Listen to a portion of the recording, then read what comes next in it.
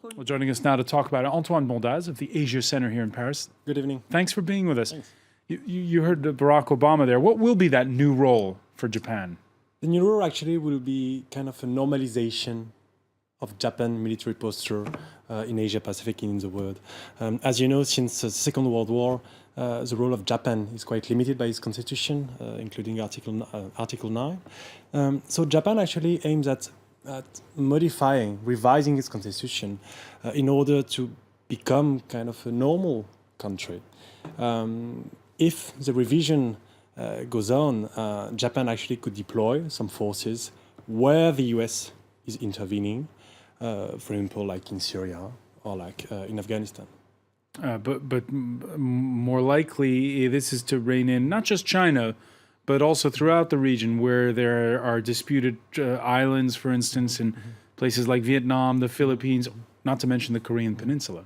Yes, also, but actually, as far as the territorial dispute, actually, they are already covered by the alliance, and the US actually has repeatedly stressed that the Diaoyu, Senkaku Island, Senkaku Japanese, were covered by the alliance. So it's not actually on regional issues, it's mostly on global issues, and as you say, in the South China Sea. It's still unclear whether Japan actually could intervene in the South China Sea if the US intervene. It's also clearly a signal sent to China that the US is back in the region and that the US has more allies than ever in the region. And will this sail through in Japan? Because I saw a Pew Research poll showing that Shinzo Abe is very popular, but this ramping up of militarization is not. Actually, Shinzo Abe is very popular, but his policies are not, be it economics, politics, or military. But the fact is that Shinzo Abe is a very, very strong leader. Actually, President Obama underlined... So the constitutional change will pass? It could, actually. It could. And then for some of the revision, they don't need actually to modify the constitution. It's mostly an agreement with the US that could allow Japan actually to modify its role in the region. All right, so Shinzo Abe pushing ahead, even though some of his policies, most notably this one, fair to say Japanese public opinion is sort of the same as German public opinion, hesitant when it comes to going to war. Yes, it is actually. It is, and it is even more hesitant than the German on some very specific topic and aspects. Most of the Japanese people don't want Japan to intervene in the region, to intervene militarily in the region. So for these Japanese, actually, they don't want Japanese to intervene even further away, for example, like in the Middle East. All right, so the highlight of this visit is going to come Wednesday. He's giving a speech to a joint session of Congress.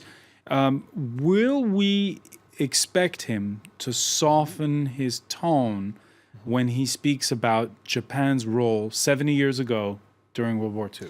Actually, that's a big question.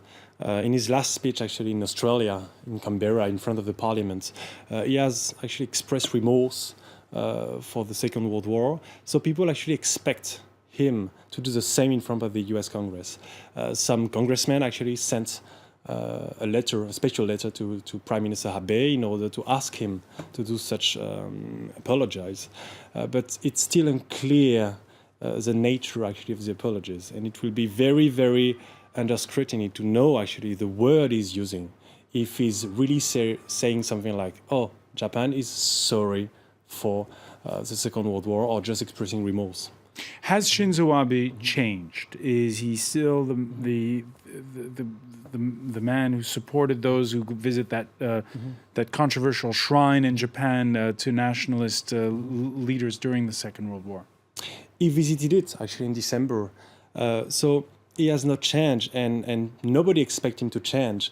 The only question is like, can he soften a little bit the way he's speaking, especially about the Second World War, in order to further develop relationships, be it with the US, but also with South Korea and with China?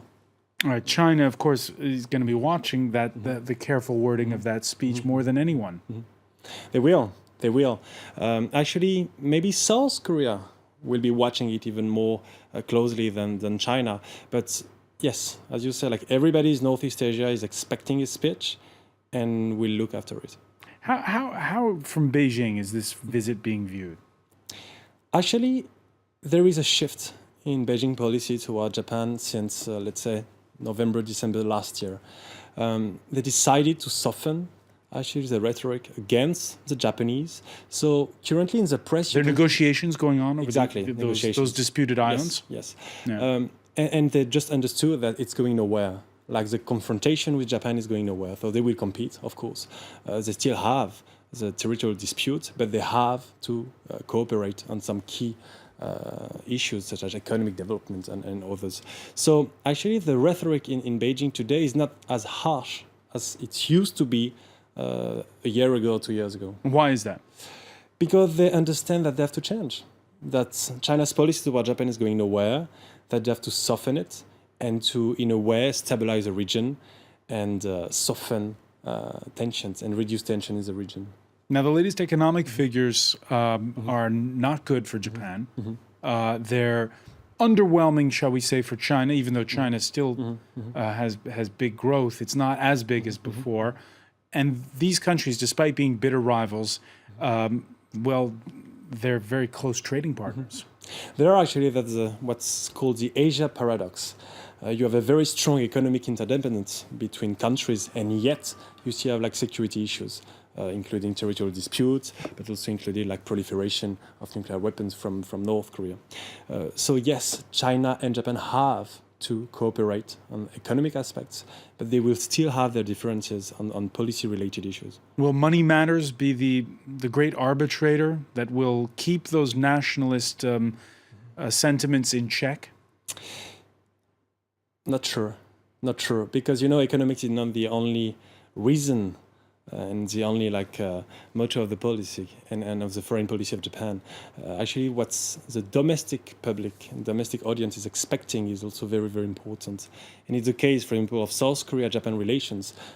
In spite of the need of economic cooperation, the South Korean public is kind of very anti-Japan and still very, very critical of Japan, even more than the Chinese, in spite of the need of economic cooperation. Antoine Bondaz, earlier you mentioned you alluded to what the United States is getting out of this agreement with Japan.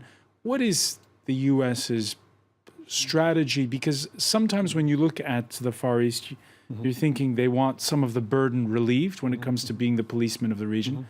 And other times, people are saying the U.S. would like to flex its muscle more. Which one is it? Actually, they do both. They're doing both. They are kind of rebalancing what they call rebalance to the region. It means reinforcing, increasing U.S. influence, both economically, politically, militarily in the region, while in the same time sharing the burden of the security. That's why actually Japan is asked to, by the U.S. also, to reform its constitution and to share a bigger role in the region. Why does the U.S. militarily want to be more involved? Why the U.S.? In order to check on China, clearly. The rise of China is the biggest event in Asia these days. And the U.S. actually want to remain the first power, the first military power in Asia. And to do so, they have to check on China, and they have to ask actually the help of their allies, be it South Korea, Japan, but also Australia. All right, final question for you, Antoine Bondaz. If you were a betting man, would you say there's going to be a free trade deal with Asia Pacific first or with Europe first? I would say maybe with Asia Pacific, because Obama is really pushing very hard to get these free trade agreements. All right, could be a longer while for the Europeans. Good. All right, Antoine Bondaz Thank you. of the Asia Center, many thanks for being with us.